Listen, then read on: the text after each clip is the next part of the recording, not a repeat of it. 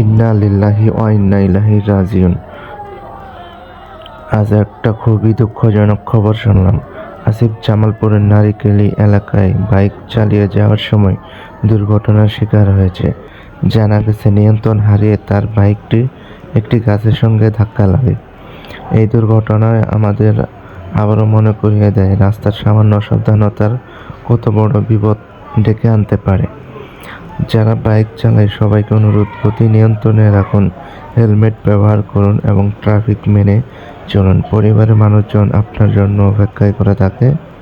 কয়েক মিনিট আগে পৌঁছানোর চেয়ে নিরাপদে পৌঁছানো অনেক বেশি গুরুত্বপূর্ণ। আসিফের জন্য আমরা সবাই দোয়া করি। আল্লাহ তাআলা যদি তিনি ইন্তেকাল করিয়াছেন তাহলে তাকে জান্নাতুল ফেরদৌস নসিব করুন এবং তার পরিবারকে এই শোকসহ করার দুর্ঘটনাটি এতটাই ভয়াবহ ছিল যে তিনি আর বেঁচে ফিরতে পারেননি। তার এই অকাল মৃত্যুতে পরিবার, স্বজন ও এলাকাবাসীর মাঝে শোকের ছায়া নেমে এসেছে। মহান আল্লাহ তাআলা তাকে ক্ষমা করুন, জান্নাতুল ফেরদৌস নসিব করুন এবং তার পরিবারকে এই শোক সহ করার তৌফিক দান করুন। আমিন।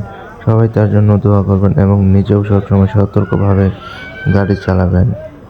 যারা বাইক চালান তারা সবসময় সতর্কভাবে চালাবেন, সবসময় দেখে শুনে গাড়ি চালাবেন, নিয়ন্ত্রণ হারাবেন না, সবসময় ধীরে ধীরে গাড়ি চালান। নিজেকে বাঁচান, পরিবারকে বাঁচান।